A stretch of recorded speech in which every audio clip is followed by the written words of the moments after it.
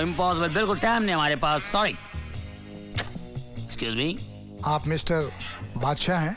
Mister बादशाह secret case solve कर रहे हैं, आपको इंतजार करना होगा। देखिए, हमें उनसे बहुत जरूरी काम है। Okay mister Rocky. Yes. Mister बादशाह को इमीडिएटली कांटेक्ट करो, उनसे को मिलना चाह रहे हैं, it's very urgent. Charlie, send the signal. Okay.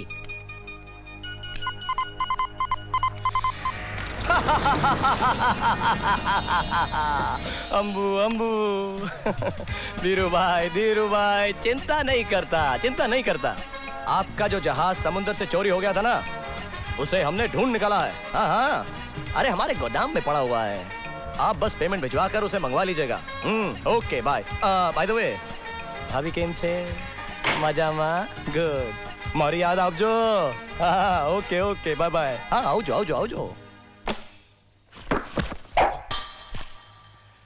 Yes mister Jhunjhunwala. आपको मेरा नाम कैसे? आपके कोट के बाएं हाथ के स्लीव के नीचे जो आपका बायां हाथ है, उस पर एक सोने का ब्रेसलेट है जिस पर साफ साफ लिखा हुआ है के झुनझुनवाला। बैठ जाइए। कहिए क्या काम है? ये मेरी बेटी सीमा की तस्वीर है, मुझे इसकी शादी करनी है।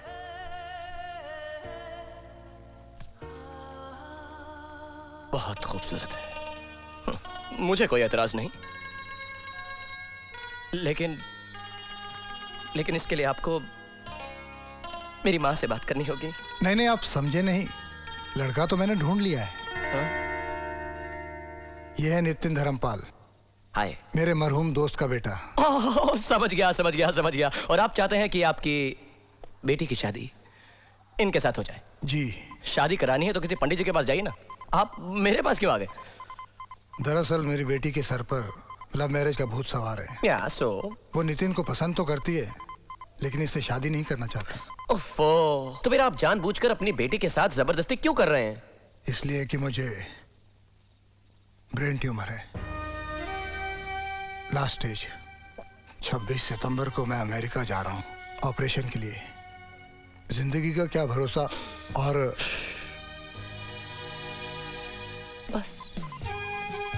बस मैं समझ गया झुनझुनवाला सर। अब आपकी आखिरी इच्छा यही होगी ना कि मैं आपकी बेटी के दिमाग से लव मैरिज का भूत उतार दूं? जी।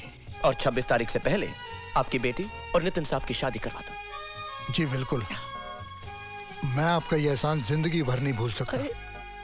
आपकी जो भी फीस है मैं देने के लिए तैयार हूँ। अगर कुछ एडवांस कहें तो। नहीं झुनझुनवाला साहब, कैसी बातें कर रहे हैं आप? ले। यहाँ पे एरिया में सैटेलाइट का प्रॉब्लम है, आप फिक्र मत कीजिए। आपकी फीस कितनी है? झुनझुनवाला साहब, अब आपका कैसी कुछ ऐसा है कि मैं अब क्या बोलूं, लेकिन फिर भी आप खुशी से देना चाहते हैं तो बढ़ा ले। 10,000 रुपए एडवांस में दे दीजिएगा और 40,000 रुपए काम होने के बाद। जी बहुत अच्छा।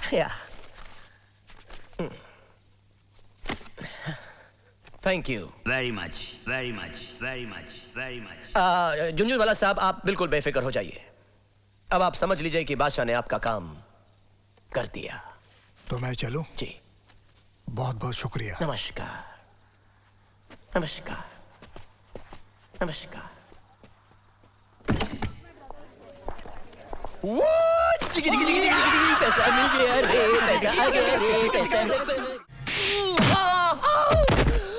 बदतमीज। क्या हुआ मैडम?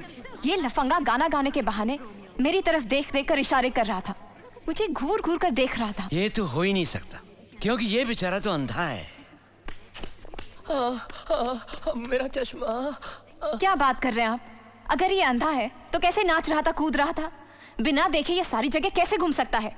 एक कलाकार अपनी मन की आंखों से देखता है। ये बेचारा तो अपना पेट पालने के लिए सालों से यहाँ पे गा बजा रहा है, यहाँ के कोने कोने से वाकिफ है। आपने खामखा से मार दिया। रहने दीजिए मैनेजर साहब, रहने दीजिए। जिसे किस्मत ने इतना मारा हो, उसे कोई और थप्पड़ मार दे तो क्या फर्क पड़ता है? हाँ? मैडम। ओह मैडम यहाँ नहीं, मैडम यहाँ है। मैडम ने पैंटे पहनी है। हाँ। मैडम आपने जो किया बिल्कुल ठीक किया। वो क्या है ना कि इस दुनिया ने मुझे इतनी मोहब्बत और इतनी हमदर्दी दी कि मैं भूल ही गया कि मैं अंधा हूं। लेकिन आज आपने मुझे थप्पड़ मारकर मेरी आंखें खोल दी, एहसास दिलाया है कि अंधा आखिर अंधा ही होता है। आपका बहुत बहुत शुक्रिया मैडम। भाई साहब, भाई साहब, आपका कोट। अच्छा भाई, ले आओ। शुक्रिया। हमारी छड़ी। ये लीजिए। अच्छा, चलता हूँ। अरे अरे भाई, भाई कोई है जो हमें हमारे बस स्टॉप तक छोड़ देगा? अरे भाई, हमारी बस का वक्त हो गया है। चलिए, मैं आपको छोड़ देता हूँ। चलिए। आप चलेंगे? हाँ। अच्छा, आइए। अलविदा। आराम से रहिए, यार, संभालिए ना। तो चलो ना। हाँ। बहुत ही खुददार इंसान है, भूखा मर जाएगा लेकिन वापस लौटकर यहाँ कभी नहीं आएगा और कहीं गाना नहीं गाएगा।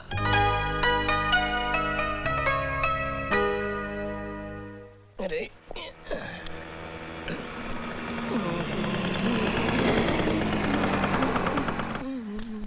सुनिए, एक मिनट बहन जी, मैं आपको साफ साफ बता दूं कि मैं आंखों से अंधा हूं और अभी अभी एक लड़की के हाथों से थप्पड़ खा के आ रहा हूं। जी लड़की मैं ही थी। ओह, पैंटों वाली। जी मुझसे गलती हो गई। मैं आपकी कोई गलती नहीं, सारा कसूर तो मेरे इस अंधेपन का है। तो आपने मुझे माफ कर दिया। जी। चलिए, आपको जहाँ जाना है मैं आपको छोड़ देती हूँ।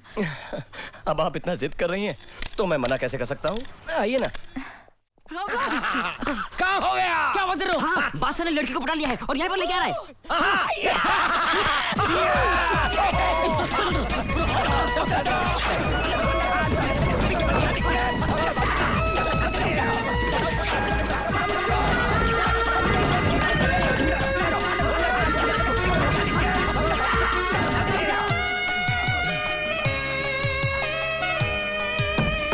बस मेरा घर आ गया।